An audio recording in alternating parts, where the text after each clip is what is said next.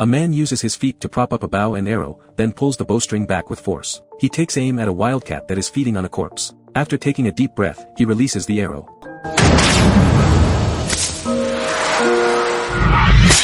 He is not a hunter, but in this resource-depleted post-apocalyptic world, finding such food is very difficult. Ellie, on the other hand, has survived on this devastated earth for 30 years with her exceptional skills. As he walks, he unexpectedly sees a woman on the roadside begging for help, but Ellie does not rush to save her. Instead, he looks around vigilantly, knowing that, you can smell hijackers a mile off. Soon, he is surrounded by bandits, with their leader demanding that he hand over his backpack. Without hesitation, Ellie refuses. The bandit mocks him while reaching out his hand again. Suddenly, Ellie cuts off the entire hand. His accomplices are horrified, while Ellie calmly retreats into the darkness.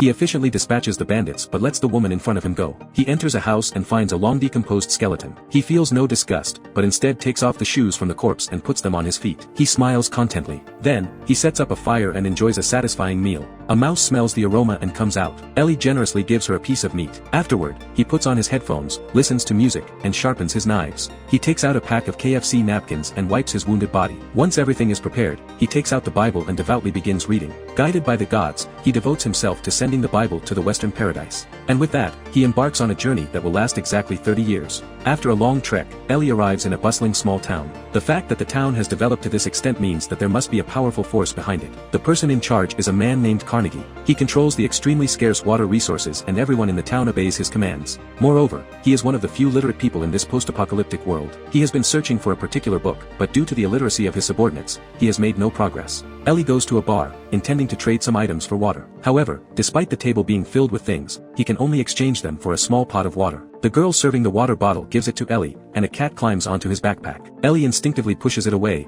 angering its owner. Although he doesn't want any trouble, he keeps apologizing and showing weakness. However, the man remains persistent and even tries to snatch Ellie's backpack. He quickly gets knocked down, but more hooligans join in, surrounding him. Clearly, they have no intention of giving up. Seeing this, Ellie takes off his gloves and pulls out a long knife from beside his feet. With a shout, he takes care of the hooligans.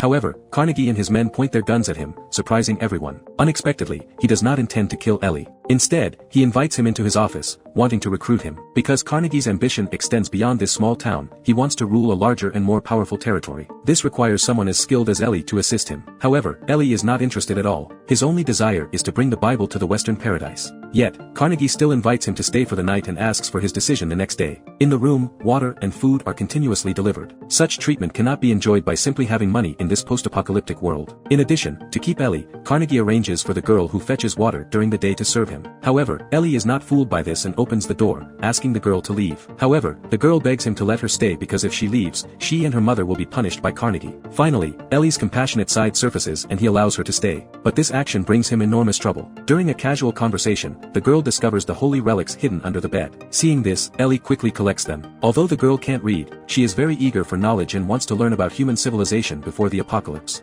Ellie sees her determination and brings her to the dining table, teaching her to pray before meals. The next day, while the girl and her mother are having breakfast, she shares Ellie's pre-meal prayer with her mother. Carnegie, overhearing this, becomes extremely excited. The book he has been desperately searching for is none other than the Bible. In order to force the girl to reveal the truth, he threatens her mother's life. With no other choice, the girl reveals the cover of the book, a symbol of the cross. Upon hearing this, Carnegie sends his men to capture the book. When they open the door, however, the room is empty. But Carnegie is not going to give up just like that.